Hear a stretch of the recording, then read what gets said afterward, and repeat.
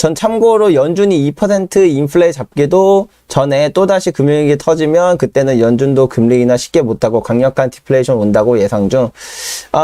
그 연준이 인플레이션 2%를 만들 수 있냐? 정말 매우 어려울 것 같고요. 그 테일러 룰이라는 게 있어요. 이거 테일러 룰을 아마 여러분들 중에 들어보신 분들도 계실 텐데, 뭐 이게 뭐 여러 가지 비판도 있고 뭐 여러 가지 이야기도 많이 있지만 한번 이 테일러 룰에 대해서 조금 설명드리면, 테일러라는 교수가 만든 룰이에요. 그러니까 뭐 우리나라 말로는 테일러 준칙이라 그러나요? 네, 준칙이라 그러는데, 이게 뭐냐면 기준금리에 대한 적정치, 이걸 계산해주는 공식이거든요. 그래서 뭐 이거 공식을 다 얘기하면 되게 머리가 아프고, 뭐 GDP 갭이나 아니면 뭐 인플레이션 갭 이런 거를 통해서 이걸 산출해내는데, 그냥 결론만 말해서 이 테일러 룰을 보면은, 이 테일러 룰이 보통 이렇게 쭉 그냥 기준금리랑 같이 가요. 같이 가는데, 이게 원래 기준금리가 이때부터 거의 2000년 전까지는 실제로 기준금리가 이 테일러 룰 위에 있었거든요. 테일러 이 룰에 의한 기준금리의 적정치보다 더 위에 있었는데, 2000년 뒤부터 보면 테일러 룰의 기준금리가 더 높습니다. 그리고 지금은 이 갭이 이만큼 차이가 나요. 지금 우리가 4.75%죠. 기준금리가.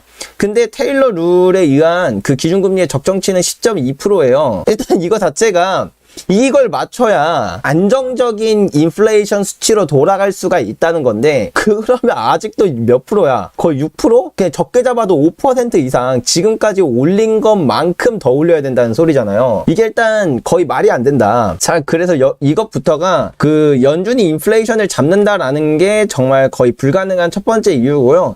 두 번째는 테일러 룰을 보면 신기한 게, 이게 금리를 약간 선행해요. 자세히 보면은 여기서 먼저 요만큼 떨어지고, 그리고 그 떨어진 시점에서 진짜 기준금리가 떨어지거든요. 그러니까 이 테일러 룰이, 이게 맞다 틀리다는 떠나서 테일러 룰에 의한 이 공식을 살펴보면 기준금리보다 약간 선행한다 라는 걸 알 수가 있어요. 이때도 보면 테일러 룰 금리가 먼저 떨어지고 그 다음에 기준금리가 뒤이어 떨어지죠. 이런 것도 보면 이렇게 떨어지고, 그럼 이따가 나중에 뒤이어 떨어지고. 근데 지금 꺾였습니다. 테일러 룰에 의한 공식으로 보는 기준치가 꺾였어요.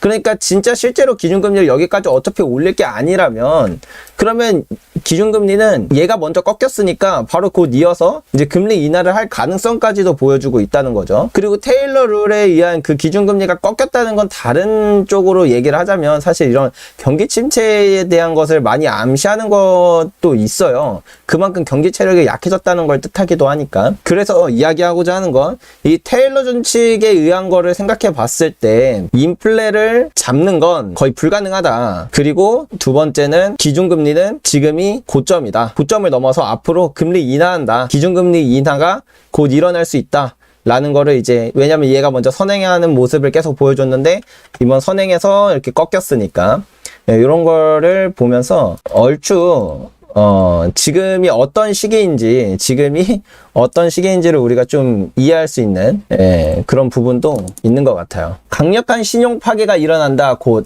그리고 또 재밌는 게 있는데요. 신용 파괴 또 말씀하시니까 생각이 난 건데, 이거는 이제, 소비자 대출, 그리고 이 파란색은 저축률이에요. 이 저축률이 올라간다는 건 사람들이 말 그대로 저축을 많이 한다는 뜻이고, 소비자 대출이 늘어난다는 건 말 그대로 우리 개인들이 소비를 위한 그런 대출이 늘어난다는 뜻이에요. 근데 요게 이제 최근 부분을 보면 저축률은 이렇게 떨어져서 지금 거의 최저 수준을 찍었어요. 지금 최저 수준까지 쭉 내려왔는데 지금 소비자 대출은 증가하고 있죠. 즉 이 말이 뭐냐면, 저축은 떨어지는데 대출이 늘어난다는 건 사실 경제적으로 이게 정말 위험하다는 것을 뜻하기도 하거든요. 저축이 늘면서 대출이 느는 건 성장을 의미를 해요. 돈이 시장에 많이 유통되고 돈이 늘어나고 경제가 성장하기 때문에 돈을 사람들이 많이 버니까 저축도 많이 하고, 그러니까 신용카드에 대한 그런 사용량도 늘어나니까 대출량도 늘어나는, 이 두 가지가 같이 늘어나는 이런 현상이 나타나는 게 이제 좀 성장할 때 나타나는 거고, 경제가 침체될 때는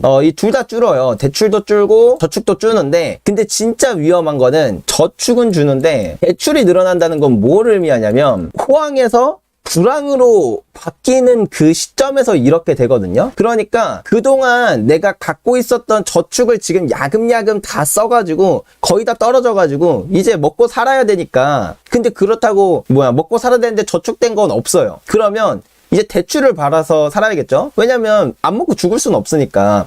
그래서 이제 보통 저축이 떨어지면서 대출이 올라가는 건, 그러니까 약간 위기가 일어나기 전에 좀 징조 같은 거다라고 이야기하는 부분도 있어서 그 약간 신용 파괴 말씀하셨던 그런 부분이랑도 좀 연관이 있는 그런 데이터들도 요즘 나오고 있더라고요. 참 리스크가 점점 커지는 그런 느낌인 것 같습니다.